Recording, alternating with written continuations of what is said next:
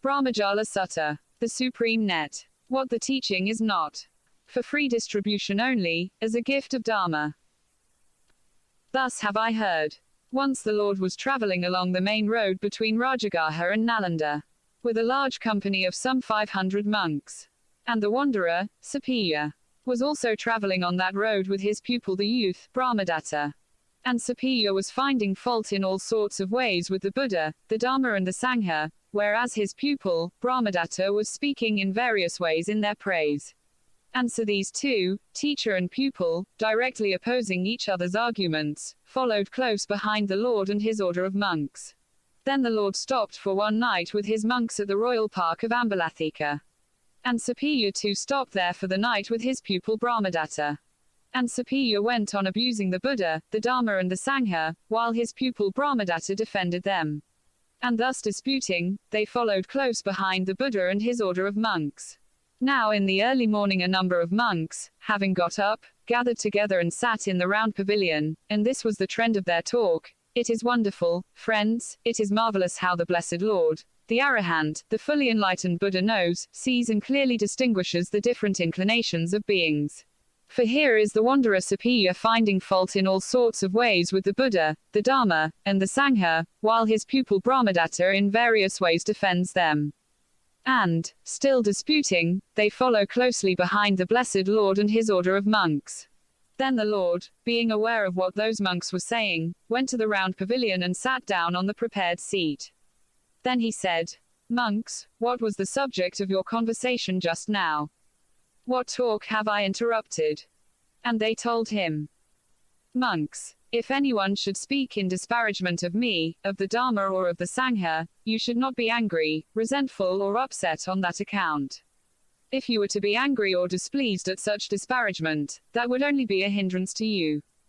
For if others disparage me, the Dharma or the Sangha, and you are angry or displeased, can you recognize whether what they say is right or not? No, Lord. If others disparage me, the Dharma or the Sangha, then you must explain what is incorrect as being incorrect, saying, that is incorrect, that is false, that is not our way. That is not found among us.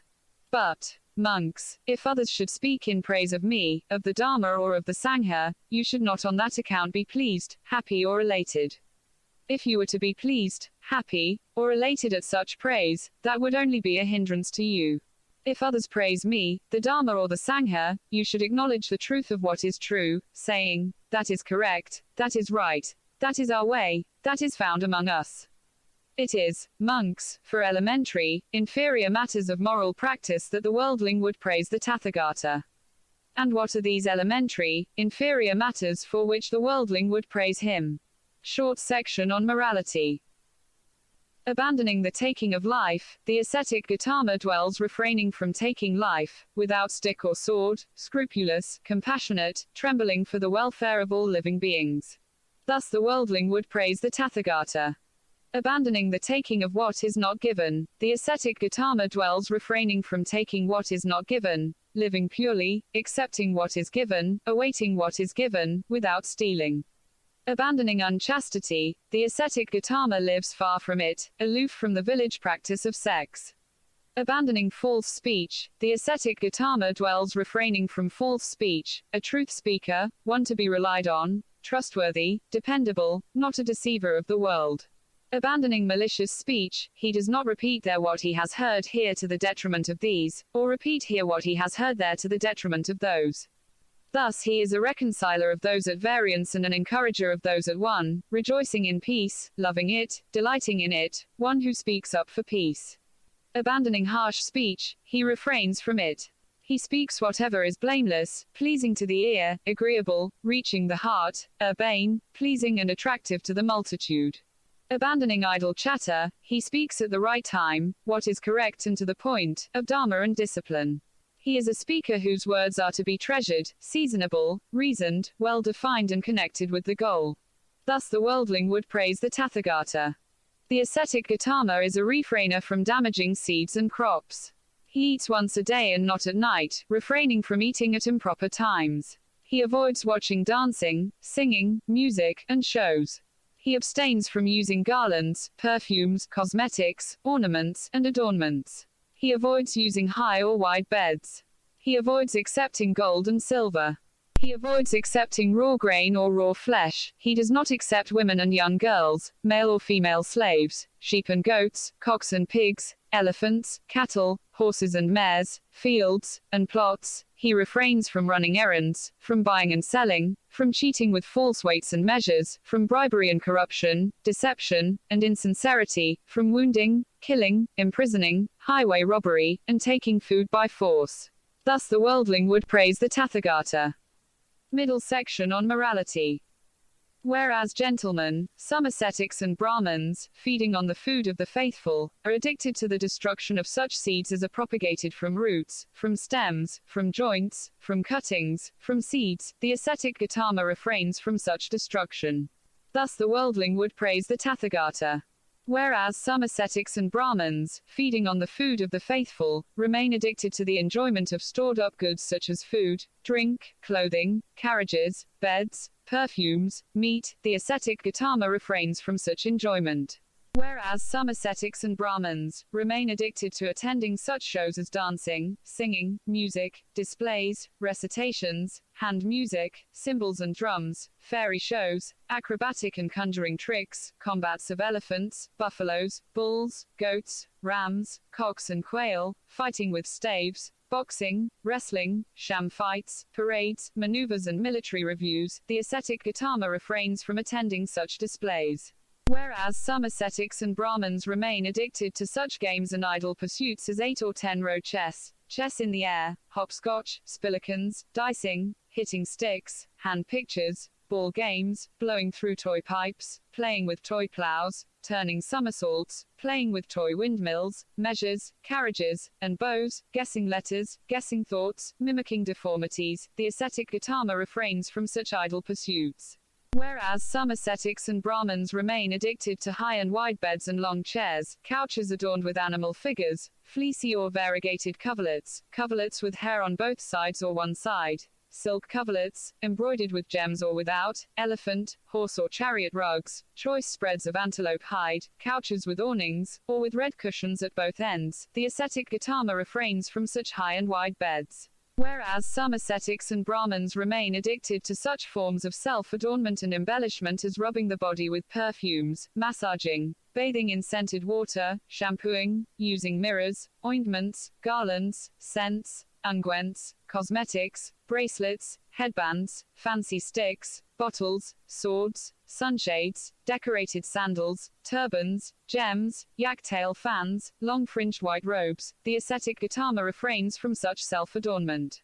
Whereas some ascetics and Brahmins remain addicted to such unedifying conversation as about kings, robbing ministers, armies, dangers, wars, food, drink, clothes, beds, garlands, perfumes, relatives, carriages, villages, towns and cities, countries, women, heroes, street and well gossip, talk of the departed, desultory chat, speculations about land and sea, talk about being and non-being, the ascetic Gautama refrains from such conversation. Whereas some ascetics and Brahmins remain addicted to disputation such as, "You don't understand this doctrine and discipline. I do. How could you understand this doctrine and discipline? Your way is all wrong. Mine is right. I am consistent. You aren't. You said last what you should have said first, and you said first what you should have said last. What you took so long to think up has been refuted. Your argument has been overthrown. You're defeated. Go on. Save your doctrine. Get out of that if you can." The ascetic Gautama refrains from such disputation. Whereas some ascetics and Brahmins remain addicted to such things as running errands and messages, such as for kings, ministers, nobles, Brahmins, householders and young men who say, "Go here, go there. Take this there, bring that from there." The ascetic Gautama refrains from such errand running. Whereas some ascetics and Brahmins remain addicted to deception, patter, hinting, belittling, and are always on the make for further gains, the ascetic Gautama refrains from such deception. Thus the worldling would praise the Tathagata. Large section on morality. Whereas some ascetics and Brahmins, feeding on the food of the faithful, make their living by such base arts, such wrong means of livelihood as palmistry, divining by signs, portents, dreams, body marks, mouse gnawing, fire oblations, oblations from a ladle of husks, rice powder, rice grains, ghee or oil, from the mouth or of blood, reading the fingertips, house and garden law, skill in charms, ghost law, earth house law, snake law, poison law, rat law, bird law, crow law, foretelling a person's lifespan, charms against arrows, knowledge of animals' cries. The ascetic Gautama refrains from such base arts and wrong means of livelihood. Whereas some ascetics and Brahmins make their living by such base arts as judging the marks of gems, sticks, clothes, swords, spears, arrows, weapons, women, men, boys, girls, male and female slaves, elephants, horses, buffaloes, bulls, cows, goats, rams, cocks, quail, iguanas, bamboo rats, tortoises, deer. The ascetic Gautama refrains from such base arts. Whereas some ascetics and Brahmins make their living by such base arts as predicting, the chiefs will march out, the chiefs will march back, our chiefs will advance and the other chiefs will retreat, our chiefs will win and the other chiefs will lose, the other chiefs will win and ours will lose, thus there will be victory for one side and defeat for the other. The ascetic Gautama refrains from such base arts. Whereas some ascetics and Brahmins make their living by such base arts as predicting an eclipse of the moon, the sun, a star, that the sun and moon will go on the proper course, will go astray, that a star will go on its proper course, will go astray, that there will be a shower of meteors, a blaze in the sky, an earthquake, thunder, a rising, setting, darkening, brightening of the moon, the sun, the stars, and such will be the outcome of these things. The ascetic Gautama refrains from such base arts and wrong means of livelihood. Whereas some ascetics and Brahmins make their living by such base arts as predicting good or bad rainfall, a good or bad harvest, security, danger, disease, health, or accounting, computing, calculating, poetic composition, philosophizing. The ascetic Gautama refrains from such base arts and wrong means of livelihood. Whereas some ascetics and Brahmins make their living by such base arts as arranging the giving and taking in marriage, engagements and divorces, declaring the time for saving and spending, bringing good or bad luck, procuring abortions, using spells to bind the tongue, binding the jaw, making the hands jerk, causing deafness, getting answers with a mirror, a girl medium, a deva, worshipping the sun or great Brahma, breathing fire, invoking the goddess of luck. The ascetic Gautama refrains from such base arts and wrong means of livelihood. Whereas some ascetics and Brahmins, feeding on the food of the faithful, make their living by such base arts, such wrong means of livelihood as appeasing the devas and redeeming vows to them, making earth house spells, causing virility or impotence, preparing and consecrating building sites, giving ritual rinsings and bathings, making sacrifices, giving emetics, purges, expectorants and phlegmagogues, giving ear, eye, nose medicine, ointments and counter-ointments, eye surgery, pediatry, using balms to counter the side effects of previous remedies. The ascetic Gautama refrains from such base arts and wrong means of livelihood. It is, monks, for such elementary, inferior matters of moral practice that the worldling would praise the Tathagata. There are, monks, other matters, profound, hard to see, hard to understand, peaceful, excellent, beyond mere thought, subtle, to be experienced by the wise, which the Tathagata, having realized them by his own super-knowledge, proclaims, and about which those who would truthfully praise the Tathagata would rightly speak. And what are these matters? The 62 kinds of wrong views. There are, monks, some ascetics and Brahmins who are speculators about the past, having fixed views about the past, and who put forward various speculative theories about the past, in 18 different ways. On what basis, on what grounds do they do so? There are some ascetics and Brahmins who are eternalists, who proclaim the eternity of the self and the world in 4 ways. On what grounds? Here, monks, a certain ascetic or Brahmin has by means of effort, exertion, application, earnestness and right attention attained to such a state of mental concentration that he thereby recalls past existences, 1 birth, 2 births, 3, 4, 5, 10 births, 100, 1,000, 100,000 births, several hundred, several thousand, several 100,000 births. There my name was so and so, my clan was so and so, my caste was so and so, my food was such and such, I experienced such and such pleasant and painful conditions, I lived for so long. Having passed away from there, I arose there. There my name was so and so. And having passed away from there, I arose here. Thus he remembers various past lives, their conditions and details. And he says, the self and the world are eternal, barren like a mountain peak, set firmly as a post. These beings rush round, circulate, pass away and re-arise, but this remains eternally. Why so? I have by means of effort, exertion, attained to such a state of mental concentration that I have thereby recalled various past existences. That is how I know the self and the world are eternal. That is the first way in which some ascetics and Brahmins proclaim the eternity of the self and the world.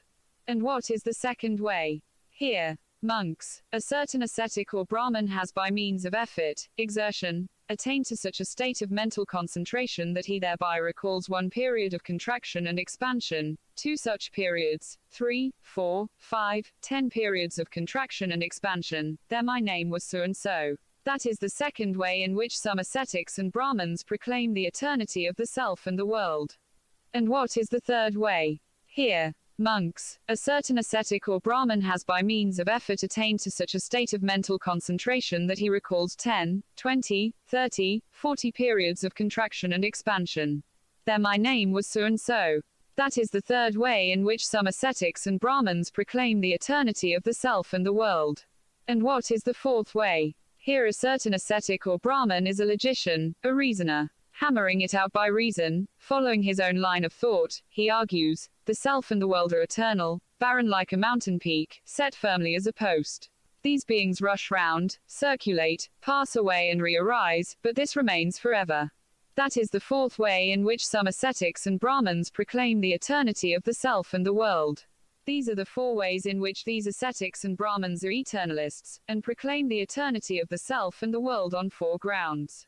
And whatever ascetics or Brahmins are eternalists and proclaim the eternity of the self and the world, they do so on one or other of these four grounds. There is no other way. This, monks, the Tathagata understands. These viewpoints thus grasped and adhered to will lead to such and such destinations in another world. This the Tathagata knows, and more, but he is not attached to that knowledge. And being thus unattached he has experienced for himself perfect peace, and having truly understood the arising and passing away of feelings, their attraction and peril and the deliverance from them, the Tathagata is liberated without remainder. There are, monks, other matters, profound, hard to see, hard to understand, peaceful, excellent, beyond mere thought, subtle, to be experienced by the wise, which the Tathagata, having realized them by his own super-knowledge, proclaims, and about which those who would truthfully praise the Tathagata would rightly speak. And what are these matters? End of first recitation section. There are, monks, some ascetics and Brahmins who are partly eternalists and partly non-eternalists, who proclaim the partial eternity and the partial non-eternity of the self and the world in four ways. On what grounds? There comes a time, monks, sooner or later after a long period, when this world contracts. At a time of contraction, beings are mostly reborn in the Abhasara Brahma world. And there they dwell, mind-made, feeding on delight, self-luminous, moving through the air, glorious, and they stay like that for a very long time. But the time comes, sooner or later after a long period, when this world begins to expand. In this expanding world an empty palace of Brahma appears. And then one being, from exhaustion of his lifespan or of his merits, falls from the Abhasara world and arises in the empty Brahma palace. And there he dwells, mind-made, feeding on delight, self-luminous, moving through the air, glorious, and he stays like that for a very long time. Then in this being who has been alone for so long there arises unrest, discontent and worry, and he thinks, oh, if only some other beings would come here. And other beings, from exhaustion of their lifespan or of their merits, fall from the Abhasara world and arise in the Brahma palace as companions for this being. And there they dwell, mind-made, and they stay like that for a very long time. And then, monks, that being who first arose there thinks, I am Brahma, the great Brahma, the conqueror, the unconquered, the all-seeing, the all-powerful, the Lord, the maker and creator, ruler, appointer and orderer, father of all that have been and shall be. These beings were created by me. How so? because I first had this thought. Oh, if only some other beings would come here. That was my wish, and then these beings came into this existence. But those beings who arose subsequently think, this, friends, is Brahma, great Brahma, the conqueror, the unconquered, the all-seeing, the all-powerful, the Lord, the maker and creator, ruler, appointer and orderer, father of all that have been and shall be. How so? We have seen that he was here first, and that we arose after him. And this being that arose first is longer lived, more beautiful and more powerful than they are. And it may happen that some being falls from that realm and arises in this world. Having arisen in this world, he goes forth from the household life into homelessness. Having gone forth, he by means of effort, exertion, application, earnestness and right attention attains to such a degree of mental concentration that he thereby recalls his last existence, but recalls none before that. And he thinks, that Brahma, he made us, and he is permanent, stable, eternal, not subject to change, the same forever and ever. But we who were created by that Brahma, we are impermanent, unstable, short-lived, fated to fall away, and we have come to this world. This is the first case whereby some ascetics and Brahmins are partly eternalists and partly non-eternalists. And what is the second way? There are monks, certain devas called corrupted by pleasure. They spend an excessive amount of time addicted to merriment, play and enjoyment, so that their mindfulness is dissipated, and by the dissipation of mindfulness those beings fall from that state. And it can happen that a being, having fallen from that state, arises in this world. Having arisen in this world, he goes forth from the household life into homelessness. Having gone forth, he by means of effort, exertion, recalls his last existence, but recalls none before that. He thinks, those reverend devas who are not corrupted by pleasure do not spend an excessive amount of time addicted to merriment, play and enjoyment. Thus their mindfulness is not dissipated, and so they do not fall from that state. They are permanent, stable, eternal, not subject to change, the same forever and ever. But we, who are corrupted by pleasure, spent an excessive amount of time addicted to merriment, play and enjoyment. Thus we, by the dissipation of mindfulness, have fallen from that state, we are impermanent, unstable, short-lived, fated to fall away, and we have come to this world. This is the second case. And what is the third way? There are monks, certain devas called corrupted in mind. They spend an excessive amount of time regarding each other with envy. By this means their minds are corrupted. On account of the corrupted minds they become weary in body and mind. And they fall from that place. And it can happen that a being, having fallen from that state, arises in this world. He recalls his last existence, but recalls none before that. He thinks, those reverend devas who are not corrupted in mind do not spend an excessive amount of time regarding each other with envy. They do not become corrupted in mind, or weary in body and mind, and so they do not fall from that state. They are permanent, stable, eternal. But we, who are corrupted in mind, are impermanent, unstable, short-lived, fated to fall away, and we have come to this world. This is the third case. And what is the fourth way? Here, a certain ascetic or Brahmin is a logician, a reasoner. Hammering it out by reason, following his own line of thought, he argues, whatever is called eye or ear or nose or tongue or body, that is impermanent, unstable, non-eternal, liable to change. But what is called thought, or mind or consciousness, that is a self that is permanent, stable, eternal, not subject to change, the same forever and ever. This is the fourth case. These are the four ways in which these ascetics and Brahmins are partly eternalists and partly non-eternalists. Whatever ascetics and Brahmins proclaim the partial eternity and the partial non-eternity of the self and the world, they do so on one or other of these four grounds. There is no other way. This, monks, the Tathagata understands. These viewpoints thus grasped and adhered to will lead to such and such destinations in another world. This the Tathagata knows, and more, but he is not attached to that knowledge. And being thus unattached he has experienced for himself perfect peace, and having truly understood the arising and passing away of feelings, their attraction and peril and the deliverance from them, the Tathagata is liberated without remainder. These, monks, are those other matters, profound, hard to see, hard to understand, peaceful, excellent, beyond mere thought, subtle, to be experienced by the wise, which the Tathagata, having realized them by his own super-knowledge, proclaims, and about which those who would truthfully praise the Tathagata would rightly speak. There are monks, some ascetics and Brahmins who are finitists and infinitists, and who proclaim the finitude and infinitude of the world on 4 grounds. What are they? Here a certain ascetic or Brahmin has by means of effort, attained to such a state of concentration that he dwells perceiving the world as finite. He thinks, this world is finite and bounded by a circle. How so? Because I have attained to such a state of concentration that I dwell perceiving the world as finite. Therefore I know that this world is finite and bounded by a circle.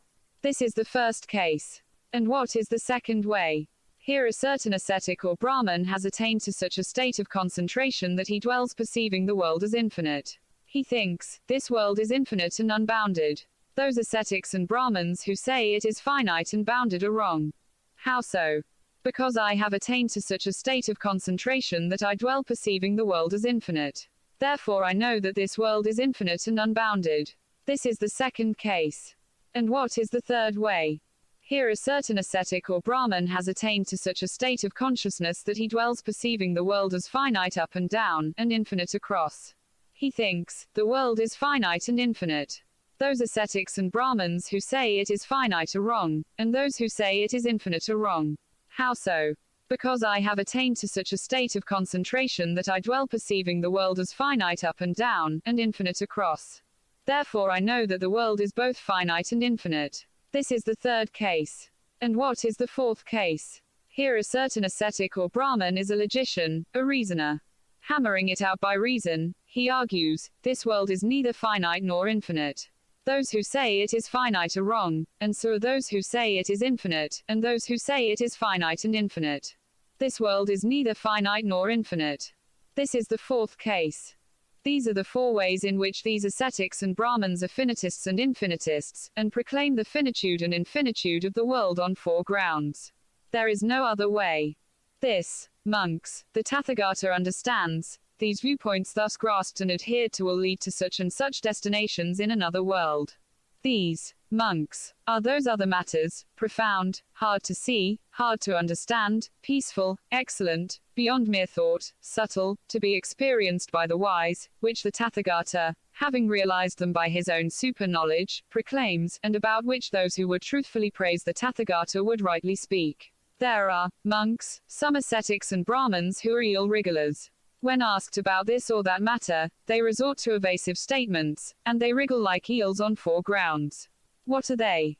In this case there is an ascetic or Brahmin who does not in truth know whether a thing is good or bad. He thinks, I do not in truth know whether this is good or whether it is bad. Not knowing which is right, I might declare, that is good, or that is bad, and that might be a lie, and that would distress me. And if I were distressed, that would be a hindrance to me. Thus fearing to lie, abhorring to lie, he does not declare a thing to be good or bad, but when asked about this or that matter, he resorts to evasive statements and wriggles like an eel. I don't say this, I don't say that. I don't say it is otherwise. I don't say it is not. I don't not say it is not. This is the first case. What is the second way? Here an ascetic or Brahmin does not in truth know whether a thing is good or bad. He thinks, I might declare, that is good, or that is bad, and I might feel desire or lust or hatred or aversion. If I felt desire, lust, hatred or aversion, that would be attachment on my part. If I felt attachment, that would distress me, and if I were distressed, that would be a hindrance to me. Thus, fearing attachment, abhorring attachment, he resorts to evasive statements. This is the second case. What is the third way? Here an ascetic or Brahmin does not in truth know whether a thing is good or bad. He thinks, I might declare, that is good, or that is bad. But there are ascetics and Brahmins who are wise, skillful, practiced debaters, like archers who can split hairs, who go around destroying others' views with their wisdom, and they might cross-examine me, demanding my reasons and arguing. And I might not be able to reply. Not being able to reply would distress me, and if I were distressed, that would be a hindrance to me. Thus, fearing debate, abhorring debate, he resorts to evasive statements. This is the third case. What is the fourth way? Here, an ascetic or Brahmin is dull and stupid. Because of his dullness and stupidity, when he is questioned he resorts to evasive statements and wriggles like an eel. If you ask me whether there is another world, if I thought so, I would say there is another world. But I don't say so. And I don't say otherwise. And I don't say it is not. And I don't not say it is not. Is there no other world? Is there both another world and no other world? Is there neither another world nor no other world? Are there spontaneously born beings? Are there not? Both. Neither. Does the Tathagata exist after death? Does he not exist after death? Does he both exist and not exist after death? Does he neither exist nor not exist after death? If I thought so, I would say so. I don't say it is not. This is the fourth case.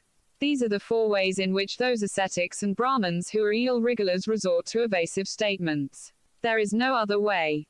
This, monks, the Tathagata understands. These viewpoints thus grasped and adhered to will lead to such and such destinations in another world. These, monks, are those other matters, profound, hard to see, which the Tathagata, having realized them by his own super-knowledge, proclaims, and about which those who would truthfully praise the Tathagata would rightly speak. There are, monks, some ascetics and Brahmins who are chance originationists, and who proclaim the chance origin of the self and the world on two grounds. What are they? There are, monks, certain devas called unconscious. As soon as a perception arises in them, those devas fall from that realm. And it may happen that a being falls from that realm and arises in this world. He recalls his last existence, but none before that. He thinks, the self and the world have arisen by chance. How so? Before this I did not exist. Now from not being I have been brought to being. This is the first case. What is the second case? Here, an ascetic or Brahmin is a logician, a reasoner. He hammers out his own opinion and declares, the self and the world have arisen by chance. This is the second case. These are the two ways in which those ascetics and Brahmins who are chance originists proclaim the chance origin of the self and the world. There is no other way. This, monks, the Tathagata understands. These, monks, are those other matters, profound, hard to see, which the Tathagata, having realized them by his own super-knowledge, proclaims, and about which those who would truthfully praise the Tathagata would rightly speak. And these, monks, are the 18 ways in which these ascetics and Brahmins are speculators about the past. There is no other way. This, monks, the Tathagata understands. There are, monks, some ascetics and Brahmins who are speculators about the future, having fixed views about the future, and who put forward various speculative theories about the future in 44 different ways. On what basis, on what grounds do they do so? There are, monks, some ascetics and Brahmins who proclaim a doctrine of conscious post-mortem survival, and do so in 16 different ways. On what basis? They declare that the self after death is healthy and conscious and material, immaterial, both material and immaterial, neither material nor immaterial, finite, infinite, both, neither, of uniform perception, of varied perception, of limited perception, of unlimited perception, wholly happy, wholly miserable, both, neither. These are the 16 ways in which these ascetics and Brahmins proclaim a doctrine of conscious post-mortem survival. There is no other way. This, monks, the Tathagata understands. These, monks, are those other matters, profound, hard to see, which the Tathagata, having realized them by his own super-knowledge, proclaims, and about which those who would truthfully praise the Tathagata would rightly speak. End of second recitation section. There are, monks, some ascetics and Brahmins who proclaim a doctrine of unconscious post-mortem survival, and they do so in 8 ways. On what basis? They declare that the self after death is healthy and unconscious and material, immaterial, both, neither, finite, infinite, both, neither.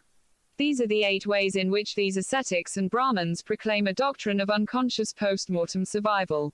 There is no other way. This, monks, the Tathagata understands.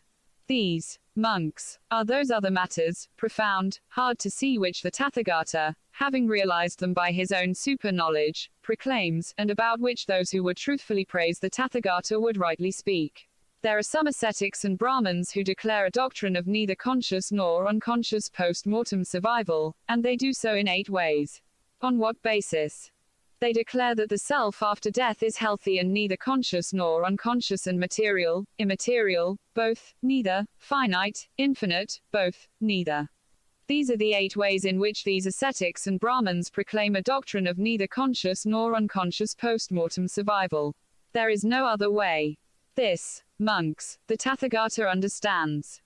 These, monks, are those other matters, profound, hard to see, which the Tathagata, having realized them by his own super-knowledge, proclaims, and about which those who would truthfully praise the Tathagata would rightly speak. There are, monks, some ascetics and Brahmins who are annihilationists, who proclaim the annihilation, destruction and non-existence of beings, and they do so in 7 ways. On what basis? Here a certain ascetic or Brahmin declares and holds the view, since this self is material, composed of the 4 great elements, the product of mother and father, at the breaking up of the body is annihilated and perishes, and does not exist after death. This is the way in which this self is annihilated. That is how some proclaim the annihilation, destruction and non-existence of beings. Another says to him, "Sir, there is such a self as you say. I don't deny it. But that self is not wholly annihilated. For there is another self, divine, material, belonging to the sense sphere, fed on real food. You don't know it or see it, but I do. It is this self that at the breaking up of the body perishes." Another says to him, "Sir, there is such a self as you say. I don't deny it. But that self is not wholly annihilated. For there is another self, divine, material, mind-made, complete with all its parts, not defective in any sense organ. It is this self that at the breaking up of the body perishes." Another says to him, "Sir, there is such a self as you say. There is another self which, by passing entirely beyond bodily sensations, by the disappearance of all sense of resistance and by non-attraction to the perception of diversity, seeing that space is infinite, has realized the sphere of infinite space. It is this self that at the breaking up of the body perishes."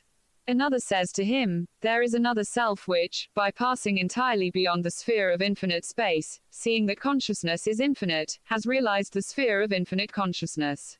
It is this self that at the breaking up of the body perishes." Another says to him, "There is another self which, by passing entirely beyond the sphere of infinite consciousness, seeing that there is no thing, has realized the sphere of no thingness. It is this self that at the breaking up of the body perishes." Another says to him, "Sir, there is such a self as you say. I don't deny it. But that self is not wholly annihilated. For there is another self which, by passing entirely beyond the sphere of no thingness and seeing, this is peaceful, this is sublime, has realized the sphere of neither perception nor non-perception. You don't know it or see it, but I do. It is this self that at the breaking up of the body is annihilated and perishes, and does not exist after death. This is the way in which the self is completely annihilated. That is how some proclaim the annihilation, destruction and non-existence of beings. These are the 7 ways in which these ascetics and Brahmins proclaim a doctrine of annihilation, destruction and non-existence of beings. There is no other way. This, monks, the Tathagata understands. These, monks, are those other matters, profound, hard to see, which the Tathagata, having realized them by his own super-knowledge, proclaims, and about which those who would truthfully praise the Tathagata would rightly speak. There are, monks, some ascetics and Brahmins who are proclaimers of Nibbana here and now, and who proclaim Nibbana here and now for an existent being in 5 ways. On what grounds? Here a certain ascetic or Brahmin declares and holds the view, in as far as this self, being furnished and endowed with the 5-fold sense pleasures, indulges in them, then that is when the self realizes the highest Nibbana here and now. So some proclaim it. Another says to him, "Sir, there is such a self as you say. I don't deny it. But that is not where the self realizes the highest Nibbana here and now." Why so? Because, sir, sense desires are impermanent, painful and subject to change, and from their change and transformation there arise sorrow, lamentation, pain, grief and distress. But when this self, detached from sense desires, detached from unwholesome states, enters and abides in the first jhana, which is accompanied by thinking and pondering, and the delight, and happiness born of detachment, that is when the self realizes the highest Nibbana here and now. Another says to him, "Sir, there is such a self as you say. But that is not when the self attains Nibbana." How so? because on account of thinking and pondering, that state is considered gross. But when the self by the subsiding of thinking and pondering enters and abides in the second jhana, within a tranquility and oneness of mind, which is free from thinking and pondering and is born of concentration, and accompanied by delight and joy, that is when the self realizes the highest nibbana here and now. Another says to him, Sir, there is such a self as you say. But that is not when the self attains nibbana. How so? Because on account of the presence of delight there is mental exhilaration, and that state is considered gross. But when the self, with the waning of delight, dwells in equanimity, mindful and clearly aware, experiencing in his own body that joy of which the noble ones say, Happy dwells one who has equanimity and mindfulness, and so enters and abides in the third jhana, that is when the self realizes the highest nibbana here and now. Another says to him, Sir, there is such a self as you say. I don't deny it. But that is not where the self experiences the highest nibbana here and now. Why so? Because the mind contains the idea of joy, and that state is considered gross. But when, with the abandonment of pleasure and pain, with the disappearance of previous joy and grief, one enters and abides in a state beyond pleasure and pain in the fourth jhana, which is purified by equanimity and mindfulness, that is where the self realizes the highest nibbana here and now. That is how some proclaim the highest nibbana here and now for an existent being. These are the 5 ways in which these ascetics and Brahmins proclaim a doctrine of nibbana here and now. There is no other way. This, monks, the Tathagata understands. These are the 44 ways in which those ascetics and Brahmins who are speculators about the future, having fixed ideas about the future, put forward various speculative views about the future. There is no other way. This, monks, the Tathagata understands. These are the 62 ways in which those ascetics and Brahmins who are speculators about the past, the future, or both, put forward views about these. There is no other way. This, monks, the Tathagata understands. These viewpoints thus grasped and adhered to will lead to such and such destination in another world. This the Tathagata knows, and more, but he is not attached to that knowledge. And being thus unattached he has experienced for himself perfect peace, and having truly understood the arising and passing away of feelings, their attraction and peril and the deliverance from them, the Tathagata is liberated without remainder.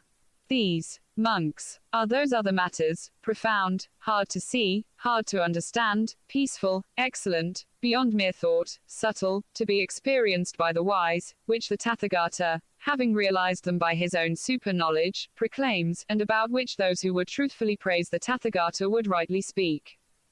Conclusion. Thus, monks, when those ascetics and Brahmins who are eternalists proclaim the eternity of the self and the world in 4 ways, that is merely the feeling of those who do not know and see, the worry and vacillation of those immersed in craving. When those who are partly eternalists and partly non-eternalists proclaim the partial eternity and the partial non-eternity of the self and the world in 4 ways, that is merely the feeling of those who do not know and see. When those who are finitists and infinitists proclaim the finitude and infinitude of the world on 4 grounds, that is merely the feeling of those who do not know and see. When those who are eel-wrigglers resort to evasive statements, and wriggle like eels on 4 grounds, that is merely the feeling. When those who are chance originationists proclaim the chance origin of the self and the world on 2 grounds, this is merely the feeling. When those who are speculators about the past, having fixed views about the past, put forward various speculative theories about the past in 18 different ways, this is merely the feeling of those who do not know and see, the worry and vacillation of those immersed in craving. When those who proclaim a doctrine of conscious post-mortem survival do so in 16 different ways, that is merely the feeling. When those who proclaim a doctrine of unconscious post-mortem survival do so in 8 different ways, that is merely the feeling. When those who proclaim a doctrine of neither conscious nor unconscious post-mortem survival do so in 8 ways, that is merely the feeling. When those who are annihilationists proclaim the annihilation, destruction and non-existence of beings in 7 ways, that is merely the feeling. When those who are proclaimers of Nibbana here and now proclaim Nibbana here and now for an existent being on 5 grounds, that is merely the feeling. When those who are speculators about the future in 44 different ways.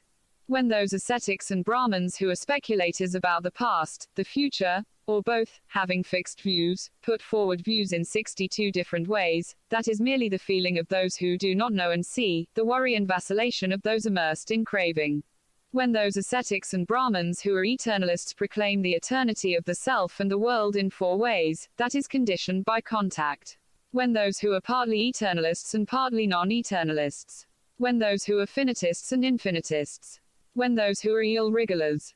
When those who are chance originationists. When those who are speculators about the past in 18 ways. When those who proclaim a doctrine of conscious post-mortem survival. When those who proclaim a doctrine of unconscious post-mortem survival. When those who proclaim a doctrine of neither conscious nor unconscious post-mortem survival. When those who are annihilationists. When those who are proclaimers of nibbana here and now. When those who are speculators about the future. When those ascetics and Brahmins who are speculators about the past, the future, or both, having fixed views, put forward views in 62 different ways, that is conditioned by contact. That all of these eternalists and the rest should experience that feeling without contact is impossible. With regard to all of these, they experience these feelings by repeated contact through the 6 sense bases.